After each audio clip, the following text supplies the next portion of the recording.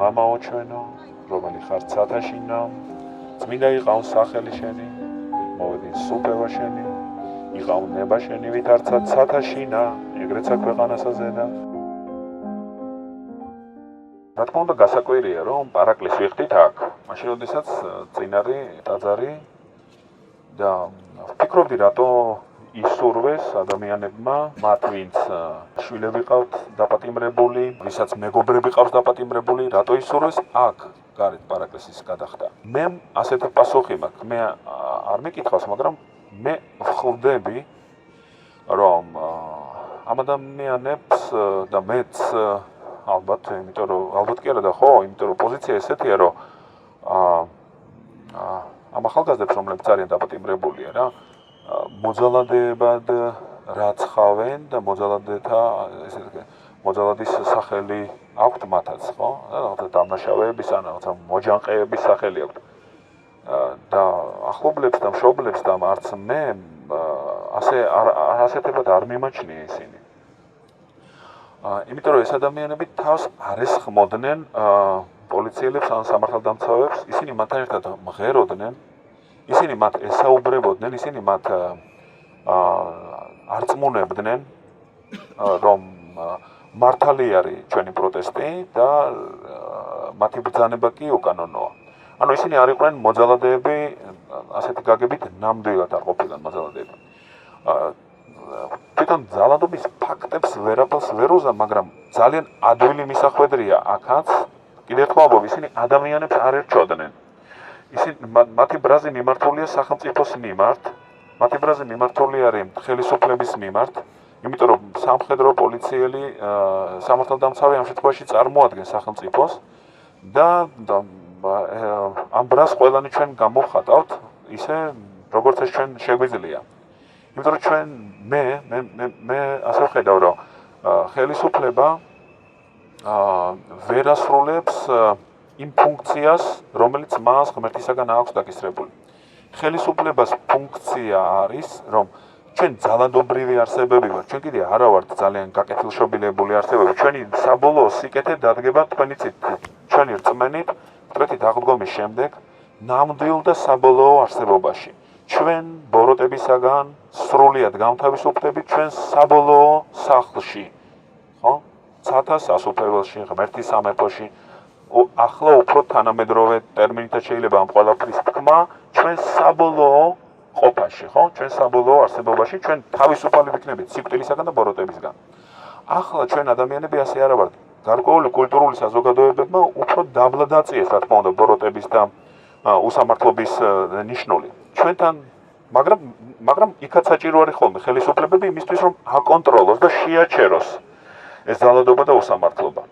და ჩვენში ამას ვერ ახერხებს ეს ხელისუფლება და მათი მიზანი იყო, რომ მათი მმართველობის პერიოდში მათ კიდევ უფრო მაღლა აეწიათ ბოროტებისაგან თავისუფალი და სამართლიანობით სავსე გაეხადათ ჩვენი ცხოვრება. და ეს ასე არ ხდება. ეს ასე არ ხდება და რაღაცნაირად ძალიან ადვილი ასევე ამოსაცნობი იყო, რომ რაღაც ახალი ბატონყმური ახალი გამორჩეული ადამიანები, ახალი პრივილეგირებული ადამიანები ჩნდებოდნენ, რომლებიც იწვევდნენ სხვების ჩაგვრას, სხვების ექსპლუატაციას, ხო? უსამართლობა, ძალადობა ჩანდა სწორედ ისინი დაძდევდნენ ადამიანებს და უსწორდებოდნენ სასტიკად. და ეს ყოველთვის ცუდია, ახლა კი არა, ეს ყოველთვის ცუდია. და სწორედ სახელმწიფო და ხელისუფალი მის მიმართ ჩვენი მორჩილება, ის რაც პავლე მოციქულის სიტყვებშია რომაელთა მიმართ ეპისტოლეში. სწორედ კარგად თუ წავიკითხავთ რომაელთა მიმართ ეპისტოლეს მე-12 თავის ბოლო და მე-13 დასაწყისი. სულ არის რა ვიცი, ნახევარი გვერდი. ნახოთ დღეს. ხო, წერილი ახალ აღთქმაში 60 ქულოა, რომელსაც დავით აღმაშენებელი ერთ წელიწადში 24 ჯერ კითხულობდაო, ერთხელო, ერთ წელიწადსა 24 ჯერ წაიკითხაო. თორე სხვადასხვა ნიშნებით, სხვადასხვა ფერის კალმით ნახეთო, რომ მისი ისტორიკოსი ამბობს, რომ მონიშნული ქონდა ეს ერთ წელიწად და სხვა დროს ამდენად წაიკითხა, წარმოიდგინეთ. იმიტომ რომ ის არის მართლაც ქრისტიანობის, ესე ვთქვათ, წყარო, იქიდან საზრდოობს, ესე ვთქვათ. ღმერთზე ჩვენი წარმოდგენები დიდწილად, ისე როგორც სახარებიდან, მაგრამ ამ 60 ქულოს ტაძარშიც ხოლმე უყურადღებოდ ვისმენთ და ეს დიდი შეცდომაა, ეს არ არის კარგი. ხო და იმ პავლე მოციქულის ეს სიტყვები რაღაცნაირად ესე გაზეპირებულა და ძალიან ისე არის ხოლმე წარმოდგენილი ხშირად, რომ ყოველი ხელისუფლება ღმერთისაგან არის და ყველანი მას უნდა დავემორჩილოთ. ეს არის ერთი წყარედი და ჩვენ ვიცით რას ნიშნავს ახლა უკვე თანამედროვეით რო ვთქვათ კონტექსტიდან ამოგლეჯა ფრაზის, ხო? აზრს ავითარებს ადამიანი ამბობს და ეს არის ცილისწამება, როდესაც შენ თელს მე მომიწია ეროვნული გამოცდილება ყოველას ჩაგვებარებია და ხო არის ვერბალური ნაწილი, ხო? რამდენიმე აბზაცია და იმ აბზაცში გეკითხებიან მე აბა რა წერია. ხო ესე არის, ერთ წინადადებას კი რა წერი. ხო და ესე უნდა შევეცადოთ და წავიდეთ და თქვენ აღმოაჩენთ და მე მგონი მართლა აღმოჩენა იქნება ესა, რომ იქ არ არის უპირობო და მორჩილება, ვინც მოასწროს სკამზე დაჯდომა მისი მორჩილებაზე არ არის ლაპარაკი. ეს ხო არ არის თამაში, რომ აი სკამზე რო ჯდებიან ხოლმე, ხო გახსოვთ არა? ვინც მოასწროს პირველ დაჯდომას, მე ის არის უფრო და მე უკვე ყველას უწევს მათი მორჩილება. ასე არ არის საქმე. ღმერთი ესეთი სამართლო არ არის.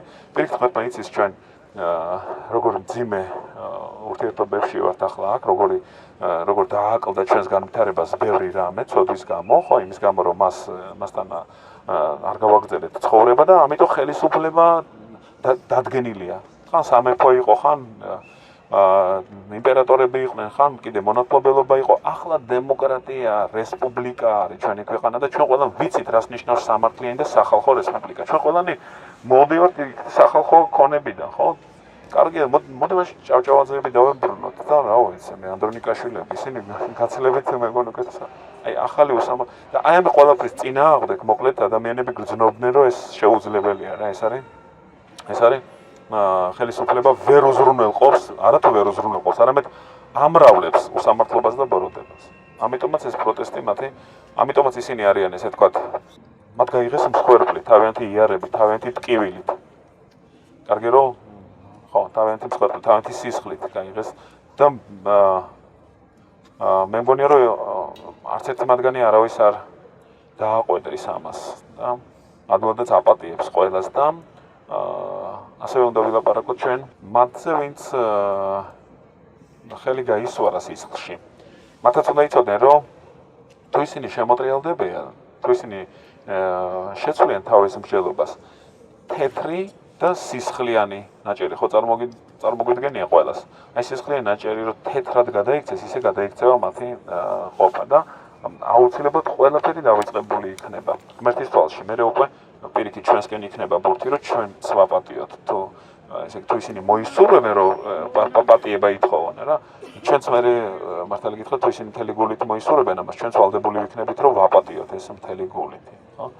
ისევე როგორც აი უცხების შვილის იგავი ხომ გახსოვთ არა? იქაც დააშავა უმცროსმა შვილმა და მე უფროსი არ უნდა და უფროს პატიება ხო გახსოვთ? ხო და მე ღმერთი ეველაპარაკება უფროს ძმას, რომ ჩვენ უნდა მივიღოთ უმცროსმა. მოკლედ ყველასთვის არათუ ყველასთვის არის სათასასოფლებელი, არამედ აუცილებლად ყველანი იქ ვიქნებით. ეს ჩვენ უნდა გავითვალისწინოთ ყველამ, რომ ჩვენი ყველანი ერთმანეთს შევხვდებით. არავინ არ გამოაკლდება სიცოცხლეს. სხვა ამბავია რომ ვიღაცისთვის ეს სიცოცხლე იქნება დიდი სიხარული, ვიღაცისთვის ნაკლები, ან უფრო სამწუხარო.